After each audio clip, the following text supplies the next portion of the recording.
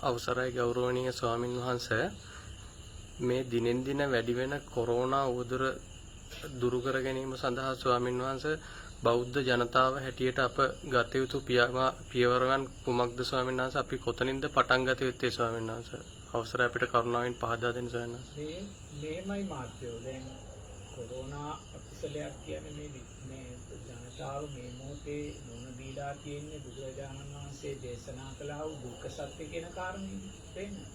ජාති ජරා ව්‍යාධි මරණ ශෝක පරිදේව දුක්ඛ දෝමනස්ය. ප්‍රියංගෙන් වෙන්නේ මප්පියන් ආයිත්වි පංච උපාදානස්කන්ධ එන මාත්‍යයෙන් ජනතාව මේ මොහොතේ කොරෝනා රෝගී භාවය නිසා මේ සකස් වෙලා තියෙන දුකට එකම එක හේතුව තමයි තෘෂ්ණාව. තේන්න. වෙන දෙයක් හේතු දෙකක් නැහැ. එනයි ඉතින් සමාජයේ හැමෝම තුල ප්‍රශ්නයක් තියෙන්නේ සමාජයේ හැමෝම බලාපොරොත්තු වෙන්නේ දෙවියනේ මේ කොරෝනා අකුසලයක් කොහොමද යටපත් කරගන්නේ කියන කාරණේ. ඉතින් මාතෝ දුක කියන කාරණේ විපාකයට ඇවිල්ලා තියෙනවා නම් අපි යටපත් කරගන්න ඕනේ මොකද්ද? තෘෂ්ණාව. තේරෙනවද? දුක කියන කාරණේ විපාකයට එද්දී අපි යටපත් කරගන්න ඕනේ තෘෂ්ණාවයි ආයිමත් වෙන දෙයක් යටපත් කරගන්න නැහැ. නමුත් ඇත්තටම කොරෝනාව සමාජය තුළ බුරබුරා නැගෙද්දිත් මාත්‍යෝ අපි දුකට හේතු වෙන තෘෂ්ණාව සියුම් කරගන්නවද? අද කොරෝනාව මාත්‍යෝ ව්‍යාපාරයක් බවට පත් වෙනවා. තේරෙනවද? අද කොරෝනා ව්‍යාපාරයක්.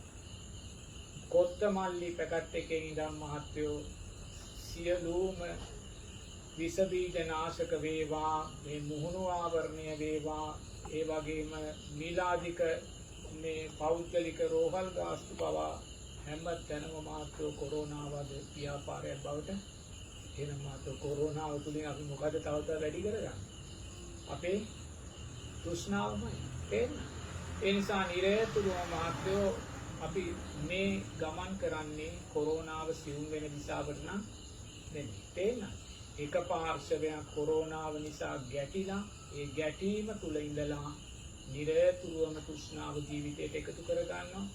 තව කෙනෙක් කොරෝනාව නිසා ජීවිතය කෙරෙහි වූ අප්‍රමාණ තෘෂ්ණාව ඇති කර ගන්නවා. ජීවිත ආශාව කෙරෙහි නිරෝගීභාවය කෙරෙහි ආශාව නිසා තෘෂ්ණාව වර්ධනය කර ගන්නවා. තවත් පිරිසක් මහත්යෝ කොරෝනාව ව්‍යාපාරයක් බවට පත් කරගෙන එතනින් තෘෂ්ණාව තව ශක්තිමත්. ඒ නිසා මහත්යෝ දුක්ඛ සත්‍යයි අපි මේ දකින්නේ කොරෝනාව තුලින්. ඒ දුක්ඛ සත්‍ය තුලින් නිරතුරුවම අපි දකින්න ඕනේ මේ දුක සකස් වුණේ අපේ තෘෂ්ණාව නිසාමයි කියලා. තේරුණාද? ඒ නිසා ඉතින් අපි සියලු දෙනාම අත්වල බැඳගෙන අපි තීරණයක් දෙන්න ඕනේ මාත්‍යෝ කොරෝනාව අපි මොනම හේතුවක් නිසාවත් ව්‍යාපාරයක් බවට පත් කරගන්නේ නැහැ කියලා. නමුත් මම හිතන්නේ ඒක අපේ සමාජයට කරන්න පුළුවන් දෙයක් කියලා. ඒ නිසා අපිට තියෙන මාත්‍යෝ මේ මොහොතේ මේ කොරෝනා අකුසලයේ නිසා අද ජාතියට අවශ්‍ය වෙලා තියෙන ජනතාවට අවශ්‍ය වෙලා තියෙන තමන්ගේ ශරීරයේ ප්‍රතිශක්තිය ශක්තිමත් කර ගන්න නේද? ඒතර ප්‍රතිශක්තිය කියන්නේ මොකද්ද? මේ ආයුෂය, වර්ණය, සැපය, බලය කියනා වූ කාරණා ධර්මානුකූලව බලන්න. එනම් මාත්‍යෝ අපේ ප්‍රතිශක්තිය ශක්තිමත් කරගන්න නම් අපි දක්ෂ වෙන්න ඕනේ නිරතුරුවම පංච නීවරණයන්ගෙන් බැහැර වෙලා සප්ත බොජ්ජංගයන් ප්‍රීතිය පස්සද්ධිය වැඩෙන ජීවිත බවට අපේ ජීවිත පත් කරගන්න.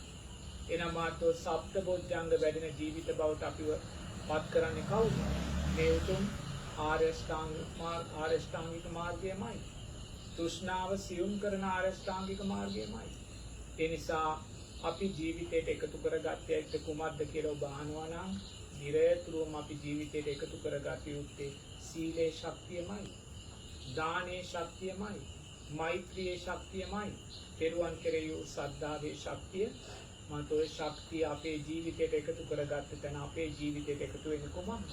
ආයුෂය, වර්ණය, සැපය, බලය. ඒ නිසා මේ මොහොතේ කොරෝනා වසංගතයෙන් ඔබට මිදෙන්න අවශ්‍ය නම් ඔබේ ජීවිතය තුළ ශක්තිමත් ප්‍රතිශක්තියක් තියෙන්න ඕනේ ඊට ඔරොත්තු දෙන්න. ඒ නිසා මාත්‍රේ ප්‍රතිශක්තිය අපිට ලබා දෙන ධර්මානුකූල ධර්මතාවයන් ටික තමයි මේ උතුම් සීලයක්, මේ උතුම් සද්ධාවත්, මේ උතුම් දානයක්, මේ උතුම් මෛත්‍රිය. ඒ නිසා ඔබ ඔබේ ජීවිතයට එකතු කරගන්න. ඔබ ඔබේ ජීවිතයට එකතු කරගන්න. මේ අපේ රට ඉන්දියාවේ තත්ත්වයට හිටපත් වේවි අනිද්දපත් වේවි කියා බියටපත් වෙන්නේ නැතුව ඒ බිය නිසාම ඔබේ ශරීරයේ ප්‍රතිශක්තිය තව තව දුර්වල කරගන්න නැතුව ඔබේ ආයුෂ වර්ණයේ සැපේ බලය තව තව දුර්වල කරගන්න නැතුව නිරේතුරුම ධර්මයේ ශක්තියට එන්න. ඒ ධර්මයේ ශක්තියට ආවට පස්සේ ඔබට බියක් සැකක් විචිකිච්ඡාවක් ඔබේ ජීවිතේ පිළිබඳ ඔබට සකස් වෙන්නේ නැහැ. තේන්න. ඒ නිසා නිරේතුරුම අපි මොකද්ද කරන්නේ? අධර්මයේ තුල ජීවත් වෙනවා. සීලේ ශක්තිය ගැන හිතන්නේ නැහැ, මෛත්‍රියේ ශක්තිය ගැන හිතන්නේ නැහැ, සද්ධාවේ ශක්තිය ගැන හිතන්නේ නැහැ, දානේ ශක්තිය ගැන හිතන්නේ නැහැ. අපි අතීතේ කරගත්තා වූ කුසල් වල ශක්තිය ගැන අපි හිතන්නේ නැහැ. නිරේතුරුම මාධ්‍ය වලින් කිව්වායි කියලා එහෙම නැත්නම් සෞඛ්‍ය බලධාරීන් කිව්වායි කියලා නැත්නම් සමාජගත වෙන තොරතුරු ඔස්සේ අපි අප්‍රමාණ බියටපත් වෙලා හෙට අපේ රට ඉන්දියාවේ තත්ත්වයටපත් වෙයි කියන බිය තුල අපි ජීවත් බුදුරජාණන් වහන්සේ දේශනා කරනවා මහත්යෝ කාය කර්මයන්ට වඩා මනෝ කර්මයන් බලවත් කියලා. කාය කර්මයන්ට වඩා මනෝ කර්මයන් බලවත් කියලා. තේන්න. එහෙම කියලා බුදුරජාණන් වහන්සේ දේශනා කරනවා මහත්යෝ ඍෂිවරු කියලා පිරිසක් ඉන්නවනේ. ඒ ඍෂිවරු තෙරුවන් කරේ ශ්‍රද්ධාව ඇති කරගත්ත පිරිසක් නෙමෙයි. තේන්න. ඒ ඍෂිවරයා කියන්නේ මහත්යෝ එයා සීලේ ශක්තිය තුලින් එයා සමාධිය ඇති කරගෙන ඒ සමාධිය ශක්තිය තුලින් එයා රූපාවචර අරූපාවචර ධ්‍යාන ශක්තිය ඇති කරගත්ත කෙනෙක්. ඒ ඍෂිවරයාට පුළුවන් එර්දියෙන් යන්න. ඒ වගේ සුන්දර සමාධිමය හැකියාවන් තියෙන කෙනෙක් තමයි ඍෂිවරයෙක් කියන්නේ. නමුත් මාත්‍රේ ඍෂිවරයා සෝවාන් සකෘදාගාමි අනාගාමි ආදියත් ඵලයන්ටපත් වෙලා නැහැ. තේරෙනවද? අවබෝධාත්මක දිශාවකට ධර්මයේ ගිය කෙනෙක් නෙමෙයි. මොකද එයා ආර්ය ශ්‍රාංගික මාර්ගය තුල නෙමෙයි ඉන්නේ. නමුත් එයා සීලේ ශක්තිය තුළින් සමාධියේ ශක්තිය ඇති කරගෙන ඒ සමාධියේ ශක්තිය තුළින් රූපාවචර අරූපාවචර ධ්‍යාන ශක්තිය ඇති කරගත්ත කෙනා තමයි ඍෂිවරයෙක් බවට පත් වෙන්නේ. නමුත් මාත්‍ය බුදුරයන් වහන්සේ කියනවා ඍෂිවරයෙකුට පුළුවන් කියලා මාත්‍ය මේ ලෝකය අඩු කරන්න. තේරෙනවද? එයා සාපයක් සිද්ධ කළොත් මේ ලෝකය හලු වේවා කියලා එයාගේ ධ්‍යාන ශක්තිය තුළින් බුදුරයන් වහන්සේ කියනවා සූත්‍රගත ධර්මයේදී ඍෂිවරයෙකුට පුළුවන් මේ ලෝකය එනම් මාත්‍ය මනෝ කර්මයන් නිසා ශක්තිමත් භාවයේ දෙයක්. තේරෙනවද? ඒ නිසා බුදුරජාණන් වහන්සේ දේශනා කළ වූ සූත්‍රගත ධර්මයේ තියෙනවා නම් කාය කර්මයන්ට වඩා මනෝ කර්මයන් බලවත් කියලා. තේරෙනවද? ඍෂිවරයෙකුට පුළුවන් අවශ්‍ය නම් මේ ලෝකය හලු දූවිලි බවට පත් කරන්න කියලා බුදුරජාණන් වහන්සේ කියනවා මහත්යෝ. බුදුරජාණන් වහන්සේගේ ශ්‍රාවකයන් හැටියට අපි ඒ වගේම ඒ උතුම් තෙරුවන් සරණ ගිය ගිහි පින්වතුන්ලා හැටියට ගිහි පින්වතුන්ලා තමා තුළ තියෙන ශක්තිය මේ මොහොතේ මතු කරගන්න දක්ෂ වෙන්න ඕනේ. තේරෙනවද? මොකද පුතේ මේ ඍෂිවරයා කියන්නේ තෙරුවන් සරණ ගිය කෙනෙක් නෙමෙයි. තේරෙනවද? ඒතකොට තෙරුවන් සරණ නොගිය ඍෂිවරයෙකුට සමාධිය පුහුණු කරපු ඍෂිවරයෙකුට එවැනි හපංකමක් පුරන් කරන්න පුළුවන් නම් මාත්‍යෝ තෙරුවන් සරණ ගිහිලා ආර්ය ශ්‍රාංගික මාර්ගයේ පරිපූර්ණ කරපු ඒ වගේම උතුම් ප්‍රඥාවන් ජීවිතයට එකතු කරගත්ත කොයිසා ස්වාමීන් වහන්සේලා අපේ රටේ ඉන්නවා. මේ උතුම් ධර්ම මාර්ගය තුල ගමන් කරලා උතුම් ආර්ය ශ්‍රාංගික මාර්ගයේ ශක්තිය ජීවිතයට එකතු කරගත්ත කොච්චරනම් බෞද්ධ ගිහි පින්වතුන්ලා අපේ සමාජයේ ඉන්නවා. ඒ වගේම අන්‍යාගමික පින්වතුන්ලා අතර ක්‍රිස්තියානි වේවා, හින්දු වේවා, මුස්ලිම් වේවා සීලේ ශක්තිය තුල ජීවත් වෙන මෛත්‍රිය වඩන පින්වතුන්ලා කොච්චරනම් ඉන්නවා. ඒ සමාජය අපේ මේ සියලු ශක්තිය අපි දක්ෂ විය යුතුයි. එක ගොඩක් කරලා ගන්න. එක ගොඩක් කරලා ගන්න. බුදුරජාණන් වහන්සේ කියනවා ඍෂිවරයෙකුට පුළුවන් ලෝකය හලු කරන්න කියලා. කියනවා ඍෂිවරයෙකුට පුළුවන් නම් ලෝකය හලු කරන්න මහත්යෝ සංඝයා හැටියට අපේ ශක්තිය එකට එකතු කරගත්තොත්. ගිහි පින්වතුන්ලා හැටියට ගිහි පින්වතුන්ලාගේ ශක්තිය එකට එකතු කරගත්තොත්. අන්‍යාගමික පින්වතුන්ලා හැටියට අන්‍යාගමික පින්වතුන්ලාගේ ආගමික ශක්තියන් ධර්මානුකූලව එකතු කරගෙන මහත්යෝ තමන් සත්‍යක්‍රියා කළොත් තමන් අදිෂ්ඨානය කළොත් මේ වියලු අසංගතය දුරු වේවා කියන අදිෂ්ඨාන ශක්තිය මහත්යෝ බුදුරජාණන් වහන්සේ කියනවා වචී කර්මයන්ට වඩා මනෝ කර්මයන් බලවත් කියලා. ඒ විශ්වාසය අපිට තියෙනවා.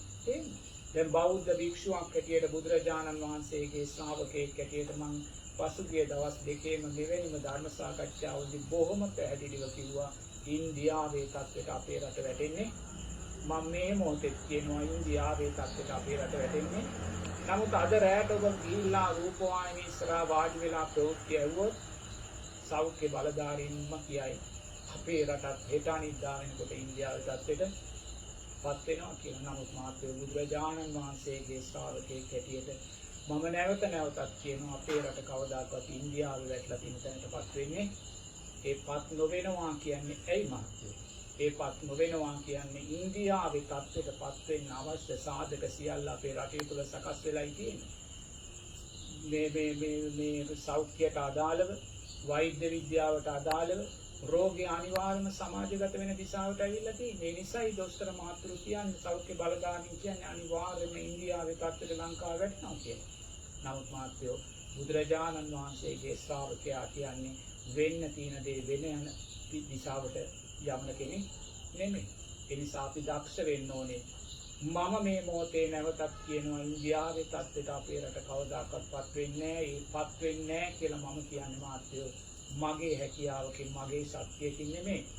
මේ රට තුල ජීවත් වෙන සියලුම සංඝ සමාජයේ සියලුම සමාජිකයන්ගේ ශක්තිය එක ගොඩකට අරගෙන මේ රටේ ජීවත් වෙන සියලුම බෞද්ධ ජනතාවගේ ඒ ආර්ය අෂ්ටාංගික මාර්ගයේ ශක්තිය එක ගොඩකට අරගෙන මේ රටේ ජීවත් වෙන සියලුම අන්‍ය ආගමික ජනතාවගේ ඒ අයගේ ආගමික ශක්තිය ඔක්කොම එක ගොඩකට අරගෙන අර ඍෂිවරයාට පුළුවන් නම් ලෝකය හලු කරන්න මහත්යෝ අපේ ශක්තිය සියල්ලම එකතු කරලා නෑ ලෝක අපේ සමාජයේ තෙන්ට යන්නේ කියන කරන්නා වූ සත්‍යක්‍රියාවේ ශක්තිය තුලිනුයි අපි කියන්නේ එවැනි විනාශයක් කරා අපේ රට යන්න දෙන්නේ නෑ කියලා. ඒක ධර්මයේ ශක්තියක්. මගේ ශක්තිය මගේ ශක්තියකින් මට එහෙම කරන්න එන පුතේ මම කරන්නේ බුදුරජාණන් වහන්සේගේ ශ්‍රාවකයෙක් ඇටියට සමස්ත සංඝ සමාජයේම ශක්තිය. ස්වාමීන් වහන්සේලා 25000කට වැඩි අපේ රටේ වැඩ සිටිනවා. උපසම්පදා භික්ෂුන් වහන්සේලා සාමණේර ස්වාමීන් වහන්සේලා. උන්වහන්සේලාගේ අප්‍රමාණ සුපටිපන්න ගුණේ ශක්තිය. උන්වහන්සේලාගේ අප්‍රමාණ උජුපටිපන්න ගුණේ ශක්තිය. උන්වහන්සේලාගේ අප්‍රමාණ ඥාය පටිපන්න ගුණේ සාමීචි පටිපන්න ගුණේ ශක්තිය. ඒ වගේමයි සමස්ත ධර්මයේ තුල ජීවත් වෙන ගිහි පින්වතුන්ලාගේ ආරෂ්ඨාංගික මාර්ගයේ ශක්තිය. අන්‍ය ආගමික පින්වතුන්ලාගේ මෛත්‍රියේ සීලේ ශක්තිය. මාත්‍ර එක ගොඩකට එක පිටකට කැටි කරගෙන ඒ කැටි කරගත්තා වූ ඒ ශක්තිය තුලින් භික්ෂුවක් හැටියට ඔබලා සියලු දෙනා වෙනුවෙන් මුදුපේ අපිට පුළුවන් සත්‍යයක් ක්‍රියා කරන්න වෛද්‍යංශ හේතුඵල දක්වමින් හෙට අපේ රට එවැනි විනාශයකට යනවා කිව්වත් මෙහා ගොඩේ ඉඳලා බුදුරජාණන් වහන්සේගේ ශ්‍රාවකයන් හැටියට අපේ ඒ අයෝමය ධර්මයේ මනෝ කර්මයන් තුලින් අපි යහපත් මනෝ කර්මයන් තුලින් කරගත්තා වූ ශක්තියෙන් මාත්‍යෝ ඒ විනාශයට රට යන්න දෙන්නේ නැහැ කියලා දිස්ත්‍රාණයට එන්න. ඒ නිසා අපි මොකද්ද දැන් කරන්න ඕන? ඔබ මගෙන් ඇහුවේ මෙවැනි මේ ව්‍යාසනේ ඉදිරිය අපි මොකද්ද කළ යුත්තේ කියලා. උතේ අපි කළ යුත්තේ එකම එක දෙයයි දැස් දෙක පියාගෙන සමස්ත ජනතාව ජාති ආගම් කුල ભેදයකින් තොරව අපේ ගෞරවනීය පැවිදි සමාජයත් ගිහි සමාජයත් දැස් දෙක පියාගෙන නිරේතුරුවම ලැබෙන විවේකයේදී උදේ හවස නිරේතුරුවම ඔබ කළා වූ කුසල් ධර්මයන් සිහිපත් කරගෙන මහා සංඝ රත්නයේ හැටියට අපේ සුපටිපන්න ගුණය, උජුපටිපන්න ගුණය, ඥායපටිපන්න ගුණය, සාමීචිපටිපන්න ගුණය සිහිපත් කරගෙන අපේ ජීවිත තුළින් අපි රැස් කළා වූ උත්තම කුසල් ධර්මයන් සිහිපත් කරගෙන තෙරුවන්ගේ අනන්ත වූ ගුණයන් සිහිපත් කරගෙන ගිහි පින්වතුන්ලා තමන්ගේ ධර්මයේ ශක්තියන් නැවත නැවත සිහියට නගාගෙන සීලේ මෛත්‍රියේ දානයේ ශක්තියන් සිහිපත් කරගෙන අන්‍ය ආගමික පින්වතුන්ලා තමන්ගේ සීලේ මෛත්‍රියේ ශක්තිය සිහිපත් කරගෙන සත්‍යක්‍රියා කරන්න. කියන යහපත් මනෝ චේතනාවන් ජීවිතය තුළ ශක්තිමත් කරගන්න. මේ අකුසල් යටපත් වේවා. මේ අකුසල් පරාජය වේවා. රටේ ජනතාවට නිදුක් නිරෝගී සුවපත් භාවය සැලසේවා කියලා මාත්‍යෝ අපි ඇති කරගන්නා වූ චේතනාවන්ත බුදුරජාණන් වහන්සේ දේශනා කරන මාත්‍යෝ ඕනෑම විනාශයක් යටපත් කරගෙන නැගී සිටින ශක්තිය අපිට තියෙනවා. තේරෙනවද? ඒ නිසා සෞඛ්‍යංශ කියන්න පුළුවන් හෙට දවසේ ඉන්දියාව තත්ත්වයට අපේ රටපත් වෙයි කියලා. නමුත් බෞද්ධ භික්ෂුවක් හැටියට බුදුරජාණන් වහන්සේගේ ශ්‍රාවකයෙක් හැටියට ශ්‍රාවකයින් හැටියට අපි දක්ෂ වෙන්න ඕනේ. අපිට පුළුවන්කම ලැබෙන්න ඕනේ 25000කට වැඩිය සමස්ත සංඝ රත්නයේ ශක්තිය අරගෙන ලක්ෂ සංඛ්‍යාත ගිහි පින්වතුන්ලාගේ ශක්තිය අරගෙන මහත්යෝ අපි සපත කරන්න, අපි අදිෂ්ඨානය කරන්න, අපි සත්‍යක්‍රියා කරන්න ඔය විනාශය අපිට වෙන්නේ නැහැ කියලා. ඒ නිසා අපි අපේ ජීවිත තුළින් අපි නිරෝගීභාවය ලබන්න නම්, නිරෝගීභාවය ප්‍රාර්ථනා කරන්න නම් බිය කියන කාරණේ දුරු කරලා මාත්‍යෝ කුසලයෙන් නැගී හිටින්න. සීලේ ශක්තියෙන් නැගී හිටින්න, මෛත්‍රියේ ශක්තියෙන් නැගී හිටින්න, සද්ධාවේ ශක්තියෙන් නැගී හිටින්න, ත්‍යාගයේ ශක්තියෙන් නැගී හිටින්න, අතීතයේ කළා වූ කුසල් ධර්මයන්ගේ ශක්තියෙන් නැගී හිටින්න මාත්‍යෝ නිරෝගීභාවයෙන් තියෙනවා. තේරෙනවද? නිරෝගීභාවයෙන් තියෙනවා. ඒ නිසා නිරතුරුවම කොරෝනාව ව්‍යාපාරයක් කරගන්න යන්න එපා. ඒක හොඳින් තේරුම් ගන්න. මේ මොහොතේ මොනම හේතුවක් නිසාවත් අපිට එකේ ගිහි පින්වතුන්ලා දැනුම් දෙනවා අහවල් බෙහෙත මෙච්චරක් ගණන් වැඩි, අහවල් බෙහෙත මෙච්චරක් ගණන් වැඩි, අහවල් දේ මෙච්චරක් ගණන් වැඩි. ඇයි? කොරෝනාව නිසා මේ සියලු දේම ගණන් ඉහළ ගිහිල්ලා. තේරුණාද? ඒ නිසා කොරෝනාව ඔබ ව්‍යාපාරයක් කරගන්න එපා. ඔබ කොරෝනා ව්‍යාපාරයක් කරගත්තොත් ඊළඟ කොරෝනා රෝගියා ඔබ වෙන්න පුළුවන්. ඒකට ධර්මයට වග කියන්න පුළුවන් කමක් නැහැ. තේරුණාද? ඒ නිසා මේ මොහොතේ ඔබ නිරතුරුවම ඔබේ ව්‍යාපාරය තුළින් සාධාරණ ලාභයකුත්, ඔබේ ව්‍යාපාරය තුළින් ත්‍යාගය, දානය කියන අර්ථය දෙකම ජීවිතයට එකතු කරගන්න දක්ෂ වෙන්න. තේරුණාද? ඉතින් එහෙම වුණොත් අපි සියලු දෙනා මත්වල බැඳගෙන අපිට ධර්මයේ ශක්තියෙන් අපිට සත්‍යක්‍රියා කරන්න පුළුවන් නම්, සීලේ ශක්තියෙන් අපිට සත්‍යක්‍රියා කරන්න පුළුවන් නම්, සියලු සත්‍යෝ සුවපත් වේවා කියන අර්ථයෙන් අපිට සත්‍යක්‍රියා කරන්න පුළුවන් නම් මම හිතනවා මහත්වෝ මේ බලවත් වූ අකුසලය යටපත් කරගන්න අපිට ගොඩාක් වේස ගන්න අවශ්‍ය වෙන එක නැහැ කියලා. තෙරුවන් සරණයි. සාදු සාදු සාදු.